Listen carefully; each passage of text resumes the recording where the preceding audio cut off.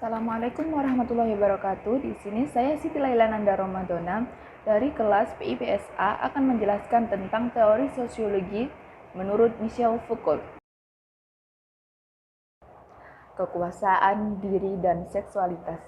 Itu adalah teori sosiologi yang diungkapkan oleh Michel Foucault. Michel Foucault merupakan seorang teori sosiologi yang berasal dari Paris, Prancis. Ia lahir pada tahun 1926. Ia belajar di École Normale yang sangat bergengsi di Paris dan menulis dissertasinya tentang sejarah psikologi. Kemudian diterbitkan sebagai Madness and Civilization pada tahun 1965.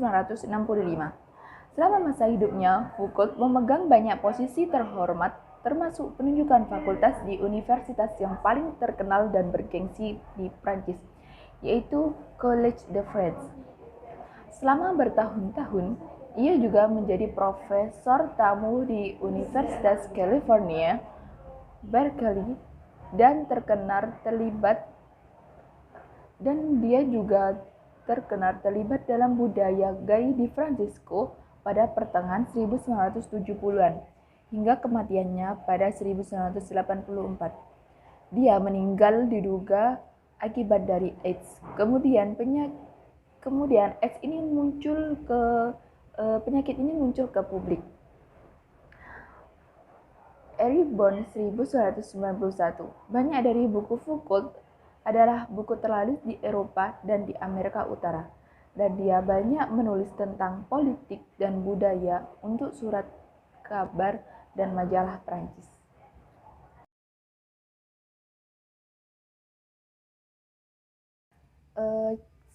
Michel Foucault ini itu seorang sosiolog pramodernisasi. Tidak lain Michel Foucault ini berbicara tentang kekuasaan, diri, dan seksualitas. Menurut Michel Foucault, kekuasaan merupakan strategi. Jadi, apabila kita mempunyai strategi yang bagus, maka kita dapat menguasai daerah tersebut. Strategi ini tadi kita harus dengan pengetahuan. Apabila kita mengetahui pengetahuan yang luas, maka strategi kita dalam menguasai suatu tempat tadi akan lebih cepat. Nah, yang mengendalikan pengetahuan ini tadi adalah diri atau tubuh kita sendiri. Apabila tubuh kita disiplin atau tubuh kita itu bisa diatur, maka kita akan terbiasa melakukan strategi yang bagus dalam menentukan kekuasaan tersebut. Nah, selanjutnya, diri ini terbentuk dari seks, yaitu antara subjektif dan teknologis. Tubuh ini digunakan untuk menanamkan nilai-nilai dalam beragama. Sesuai dengan mengenai tubuh, meskipun tubuh ini dianggap sebagai dari bagian feminis, bahkan dari bagian terintim, Michel Foucault ini banyak dikritik oleh para sarjana feminis karena abstraksi intelektualnya dan mengabaikan pengalaman hidup subjektif dari individu yang diwujudkan. Foucault ini menyelidiki bagaimana praktik berkelembagaan mengenai regulasi tubuh penaklukan hidup di masyarakat menjadi perhatian inti. Sebagian besar tulisan dari Foucault dikhususkan untuk mengungkapkan bagaimana tubuh dapat memiliki beberapa praktik disiplin. Karl Max Weber itu berpendapat dengan Foucault. Foucault ini mendeskripsikan tubuh ini sebagai sesuatu yang harus didisiplinkan. Contohnya, seperti kita sekolah harus berangkat pada jam 7, maka tubuh kita akan terpaksa bangun sebelum jam 7. Lalu kegiatan tersebut itu diulang setiap hari, maka akan membiasakan tubuh kita untuk bangun sebelum jam 7.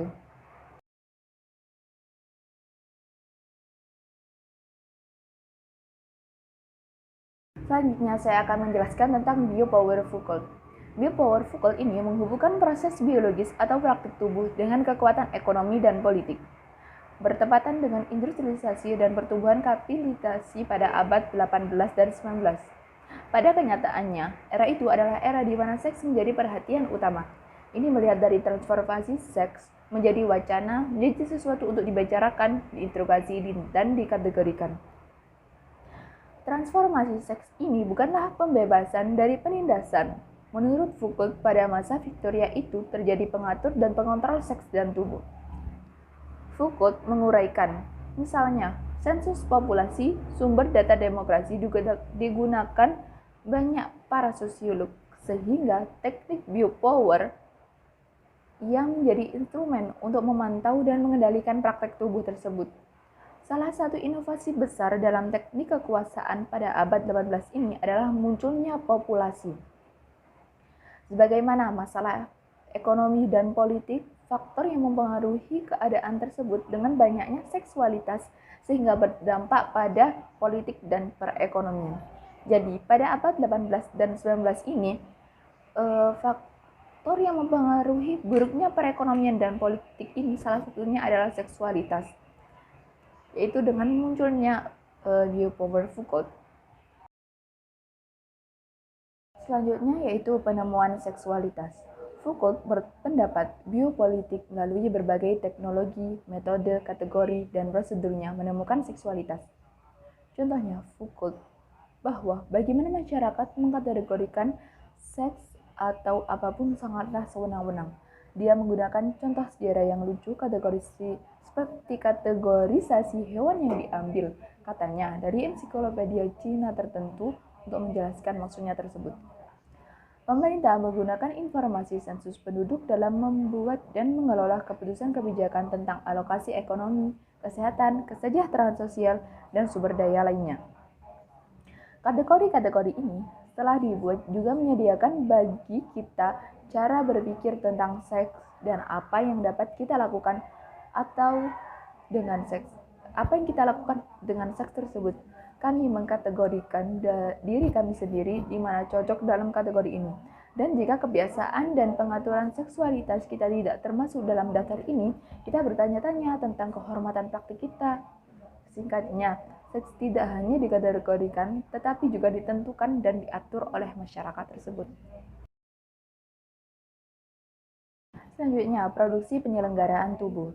Produksi penyelenggaraan tubuh secara historis, produksi wacana biopolitik tentang seks. Misalnya, data sensus dan tidak adanya kategori dari tertentu bahwa seperti seks, tubuh juga menjadi sesuatu yang harus diatur dan dikendalikan.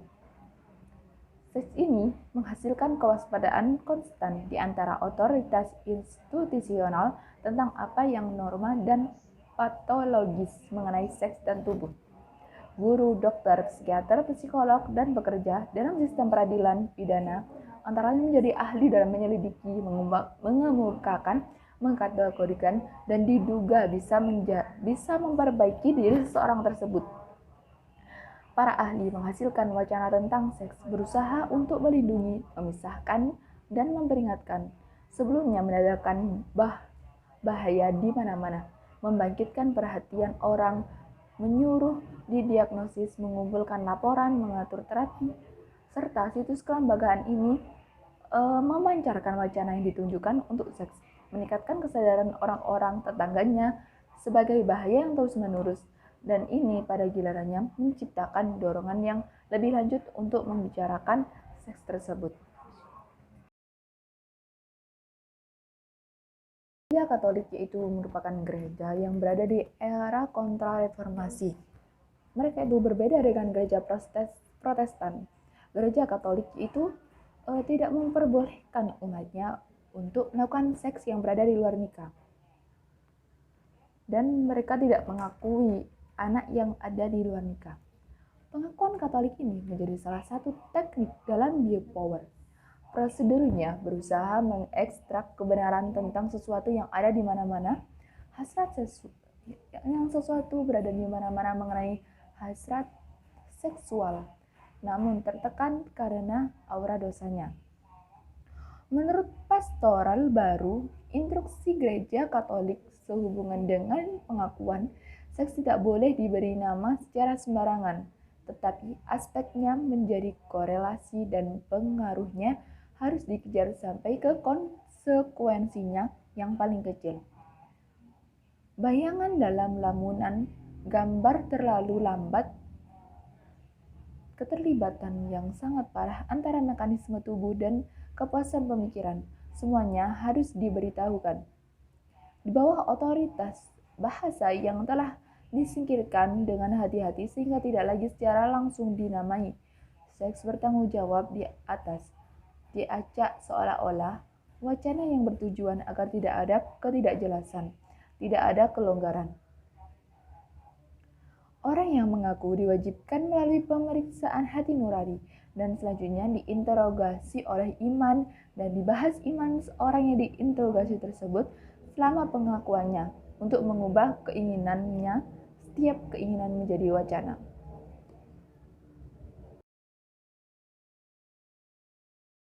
Selanjutnya saya akan menjelaskan tentang produksi kebenaran menurut Michel Foucault. Menurut Michel Foucault, cara kita mengkategorikan sesuatu dan berbicara tentang apa yang kita lakukan dan apa yang kita inginkan itu menghasilkan kebenaran. Apabila kita diam, maka itu dikatakan benar. Namun, kebenaran itu menurut Michel Foucault bukanlah kebenaran yang filosofis atau religius yang luhur, tetapi kebenaran yang dihasilkan oleh perangkat institusional, yaitu dengan sistem yang beroperasi dalam masyarakat tertentu. Contohnya, para ilmuwan politik di Barat yang cenderung menunjuk pada pemerintah non-demokratis otoriter sebagai rezim. Demikian juga kita dapat menganggap pengakuan rezim kebenaran oleh Foucault sebagai indikasi apa yang dia lihat sebagai sistemik, otoriter, dan pengontrol. Bagi Foucault, wacana pengakuan yang diekstrasi oleh gereja dan berbagai wacana yang dihasilkan oleh negara, militer, medis, dan sistem peradilan pidana, dan oleh sekolah juga digunakan bukan untuk menetapkan beberapa kebenaran murni tanpa tubuh, tapi untuk mengkategorikan, mengatur tubuh. Jadi, seperti peraturan-peraturan yang berada di negara, seperti peraturan yang berada di sekolah, itu bukanlah kebenaran, akan tetapi itu tuh dorongan untuk kita agar bisa mengatur diri kita. Selanjutnya, kebenaran tertanam dalam politik dan kekuasaan, dan murni kebenaran tidak berada di luar kekuasaan. Jadi, kebenaran ini adalah sesuatu dari dunia ini yang diproduksi oleh tubuh kita sendiri. Kebenaran politik pada umumnya yaitu seperti jenis-jenis wacana yang diterima dan difungsikan sebagai benar. Pertanyaan politik itu untuk menyimpulkan bukanlah kesalahan, ilusi, kesadaran, teralienasi, atau ideologi, itu adalah kebenaran itu sendiri.